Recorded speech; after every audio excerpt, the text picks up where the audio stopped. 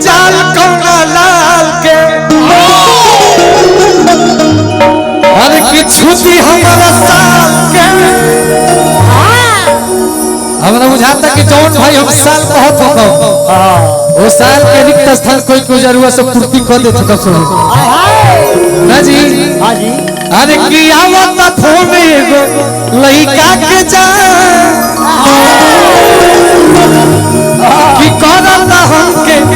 बड़ी परेशान कि कहता कि दीवाना ए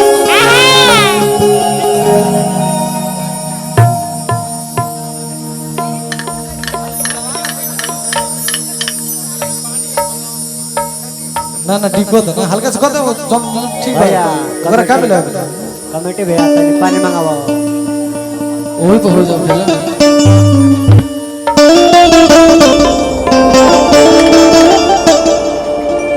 सीसर में होती है डी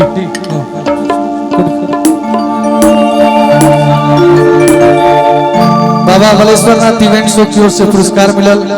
दीपक बाबू की ओर से बबुआ के बहुत बहुत आशीर्वाद। संतोष भैया आई मंच पे आई आशीर्वाद दे पे आई पैसा रुपया ना देवे के बाद मंच पे आई बड़ भाई है रुआ सम्मान बा कि कहता कि दीवाना अरे बनी तोहरा गाल के सुनी कि मजाल कौना लाल के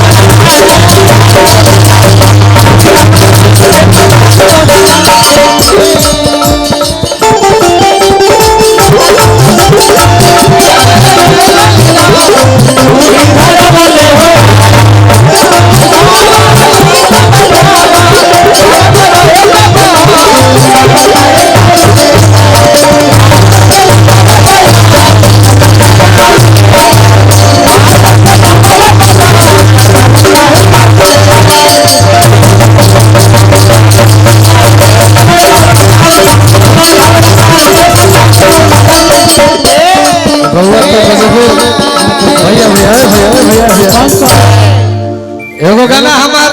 बड़ी वायरल हो रहे खेसारी भैया अक्षरा सिंह तक गा दिल रहनी हमरा भाई जितेंद्र भाई हो जितेंद्र भाई तू अब हमेशा हमरा खातिर याद होगी ना रुपया दे देला हमार भाई लव यू मेरे भाई। अरे कि लाल फूल नीला फूल फूले अरे कि लाल फूल नीला फूल फूले बिरही में बाजे अरे कि लाल फूल नीला फूल फूले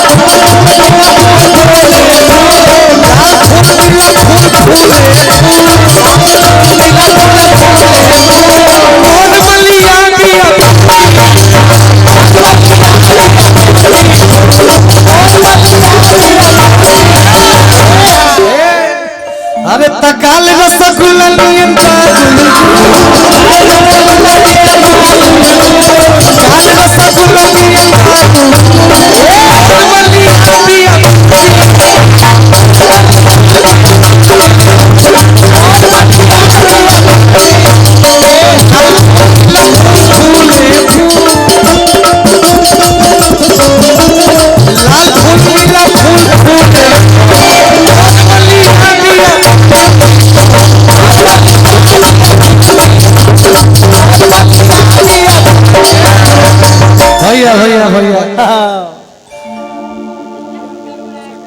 एगो हम मात्र ना भी ड्यूट गई तो 5 मिनट में ड्यूट ना न गई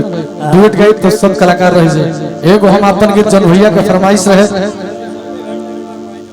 ना तो हम 1 घंटा में हम ना न गई सब कोई गाई भैया सब कोई को सम्मान करना है हां एगो गीत माई बहन खाली देखी कितना प्यारा गीत सुंदर हाँ क्या भैया भैया मंच पर पानी लिया बोलो अच्छा अच्छा हाँ प्यास लागल बा अरे की दिलवा धड़केला